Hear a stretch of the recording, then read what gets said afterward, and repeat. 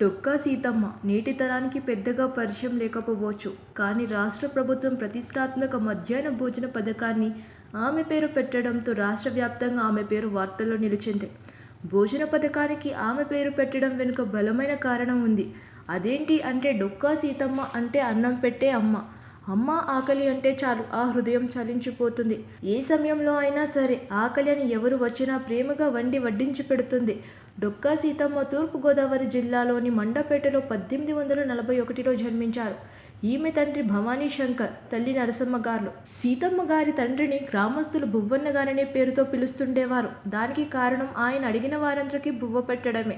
అటువంటి తండ్రికి కూతురుగా జన్మించిన సీతమ్మ గారు సైతం అన్నార్తుల ఆకలిని తీర్చడమే పరమావధిగా బతికారు. సీతమ్మ బాల్యంలోనే ఆమె తల్లి నరసమ్మ మరణిస్తే ఇంటిని చక్కదిద్దే భారం సీతమ్మ గారి మీదకు పడింది. దానిని ఒక పవిత్రమైన బాధ్యతగా ఆమె స్వీకరించారు. ఆ తర్వాత లంక గన్నవరం గ్రామానికి చెందిన డొక్కా జోగన్న గారిని వివాహమాడింది. ఆయన ధనవంతుడే కాకుండా పెద్ద రైతు. సీతమ్మ అత్తగారింట్లో అడుగుపెట్టినా ఆమెలో సహజంగా ఉన్న దాతృత్వం ఏమాత్రం తగ్గలేదు. జోగన్న సీతమ్మ గార్ల దాంపత్యం అన్యోన్యమైనది. ఆ పుణ్య దంపతులను చూసి చుట్టుపక్కల గ్రామాల వారందరూ గొప్పగా చెప్పుకునేవారు.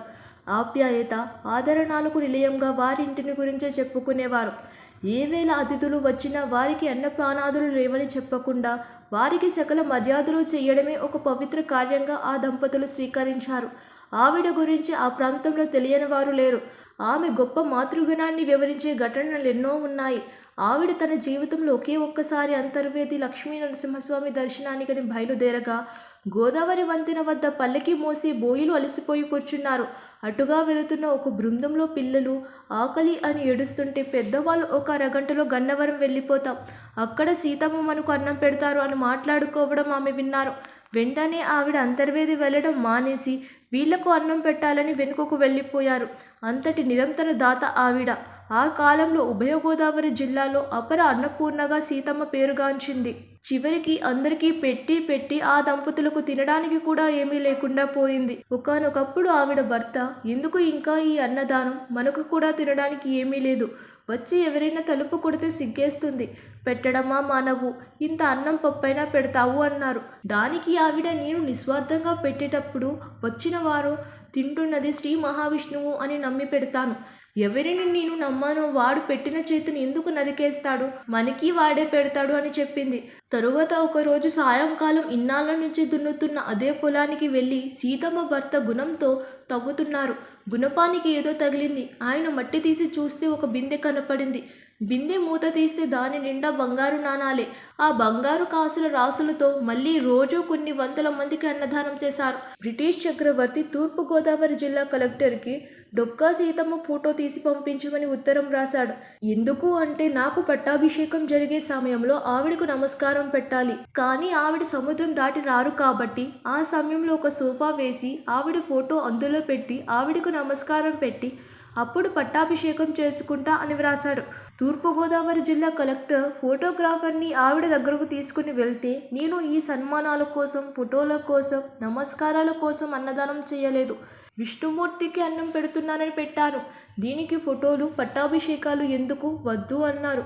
అమ్మా, ఇది బ్రిటిష్ ప్రభువుల ఉత్తరం, మీరు తీయించుకోకపోతే నా ఉద్యోగం తీసేస్తారు అని ఆ కలెక్టరు చెబితే, నీ ఉద్యోగం పోతుంది అంటే తీయించుకుంటా, నువ్వు అన్నం తినాలి అని తీయించుకున్నారు. బ్రిటిష్ చక్రవర్తి నిజంగానే ఒక సోఫాలో ఆవిడ ఫోటో పెట్టి నమస్కరించి పట్టాభిషేకం చేసుకున్నాడు. ఆవిడికి పంపించిన పత్రం కూడా ఇప్పటికీ ఉంది. అన్నదానాన్ని మించిన దానం లేదని చెప్పటమే కాకుండా అన్నార్తులందరికీ మాతృప్రేమను పంచి జీవితాన్ని చరితార్థం చేసుకున్న అపర అన్నపూర్ణమ్మ డొక్కా సీతమ్మ. ఆమె 1909 ఏప్రిల్ 28న శివైక్యం చెందారు. 1903 జనవరి 1న అప్పటి మద్రాస్ ప్రభుత్వం ఆమెకు ప్రశంసా పత్రాన్ని ఇచ్చింది. పి. గన్నవరం వద్ద వైనతెయ్యి గోదావరిపై నిర్మించిన అక్విడక్టుకు అప్పటి తేదేపీ ప్రభుత్వం డొక్కా సీతమ్మ అక్విడక్టుగా పేరు పెట్టింది. ఆమె చరిత్ర ప్రాథమిక పాఠశాల విద్యార్థుల పాఠ్యపుస్తకాల్లోనూ చేరింది. అంతటి ఆకలి తీర్చే అమ్మ పేరుని ఇప్పుడు మధ్యాహ్న భోజన పథకానికి పెట్టడం ఆమెను గౌరవించుకోవడంలో ఒక చిన్న కర్తవ్యంగా చెప్పవచ్చు. సబ్స్క్రైబ్ చేయండి. Please do subscribe to. Please like, share and subscribe to top Telugu TV. Top Telugu TV. Top Telugu TV.